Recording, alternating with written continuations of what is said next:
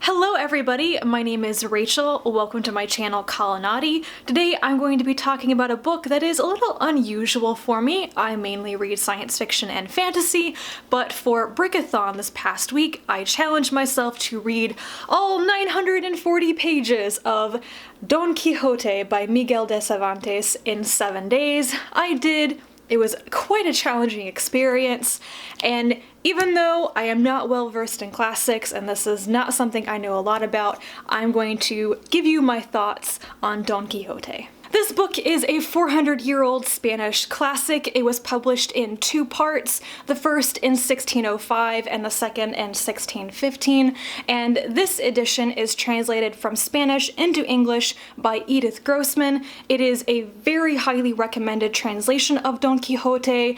It's from 2003, I believe, and Edith Grossman is a very well-respected and highly lauded translator of some of the biggest names in Spanish literature, including Gabriel Garcia Marquez's books. And Grossman takes the route of translating into more modern, easy, colloquial English that does make this a lot easier to read, I think, rather than an older translation might. I think many people know what Don Quixote is kind of about because there are images from the book that are so famous. I mean, the adjective quixotic is part of our vocabulary now, but also the image of like tilting at windmills, imagining that a windmill is a giant and trying to attack it. That's probably the most famous thing that everybody knows about Don Quixote. And really, the story could be that simple. It's about an impoverished nobleman who reads a bunch of books about knights and chivalry, these chivalric romances that were incredibly popular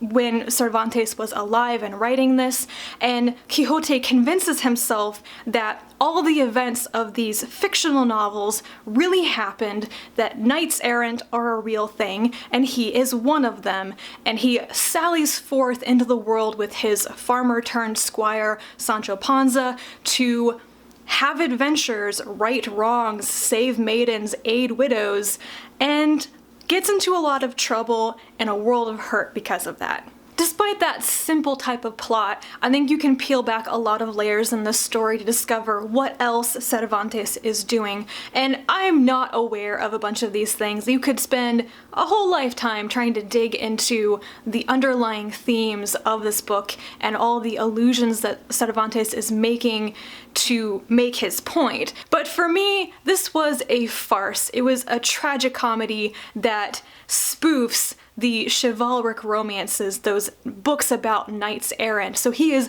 literally making fun of an entire genre of books. He names names. There is a whole list of real romances that he mentions in this book that Quixote has read and tries to model his life on, and it's all exaggerated to make a point. Here are some things that I really enjoyed about this book. First and foremost has to be all of the literary tricks that Cervantes uses. I know I didn't even pick up on all of them, but I think this is part of why Don Quixote is so influential and famous, because it introduced a lot of these interesting techniques into literature as a whole. I may be wrong about that, but I think I'm probably right.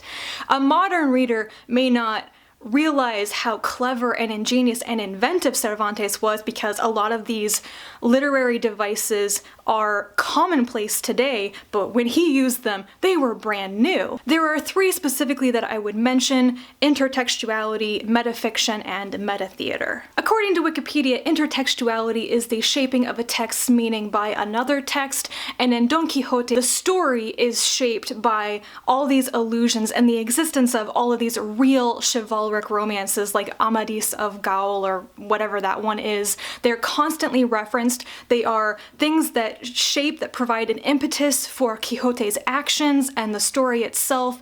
So in order to understand everything that's going on in Quixote and all of the allusions, you have to know something about the existence of these other novels, this entire genre that Cervantes is writing about. Metafiction is a literary device used to self-consciously and systematically draw attention to a work's status as an artifact.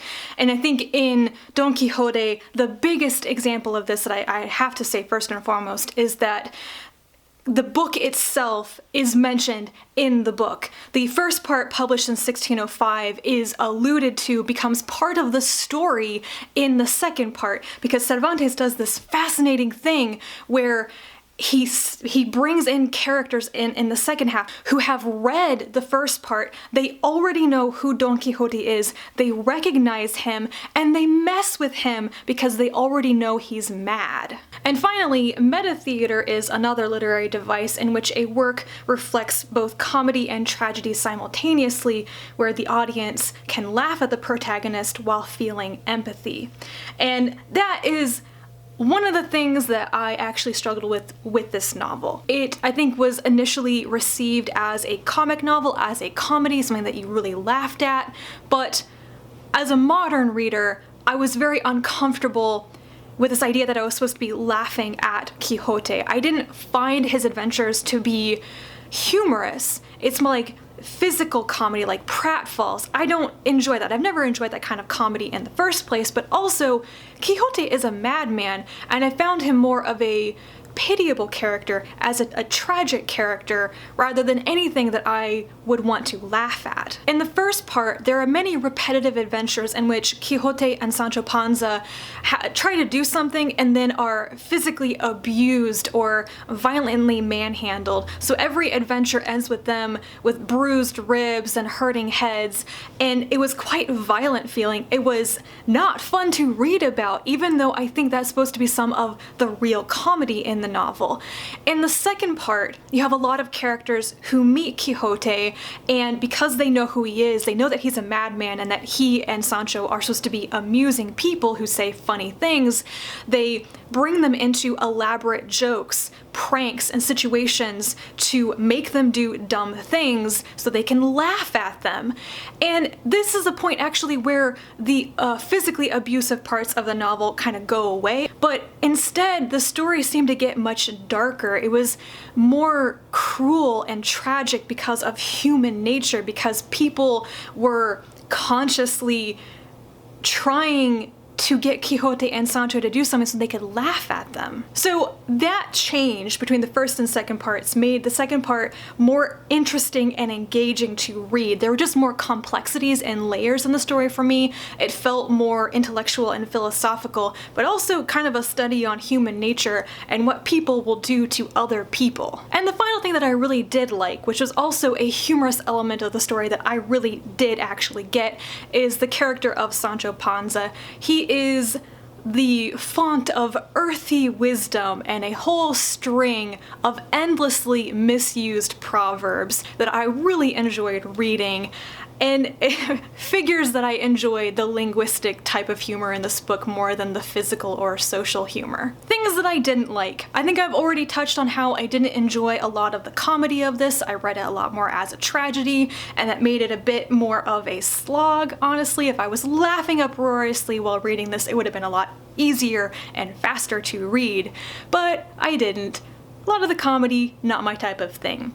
The thing, though, that really made this novel drag for me was the repetition, and that is a function of its episodic nature, that it is meant to be a constant series of adventures, and there's not a lot of difference between many of those adventures, especially in the first part.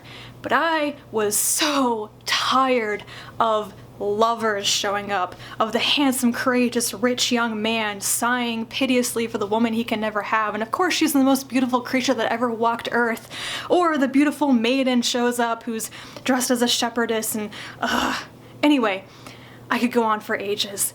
That was just repeated so much, and once again, this might be something that was much more interesting or relatable to people reading this in the 1600s perhaps, but as a modern reader I was like, okay, I get it. I get it. In summary, I'm really glad I read this book. It had a lot of fascinating parts to it, but as a cohesive whole, I thought it was just pretty much okay. I'm very glad that I know much more about the adventures in the story, that I know more than just tilting at windmills now. I don't think I'll ever reread this book, but it has made me much more interested in maybe reading historical fiction set in this time period, because it's a part of Spain's history in like the 1500s to the 1600s that I think is really cool, with all of the Arabic and Moorish influences on culture, society, the arts, the decline of the Spanish Empire, the time of the Inquisition and all that. I would love to read more about this. If you've read Don Quixote and you want to talk about it, please comment down below, enlighten me further if there's something that I missed, and otherwise, thank you so much for watching, and I'll be back to talk to you again later, and until then, bye.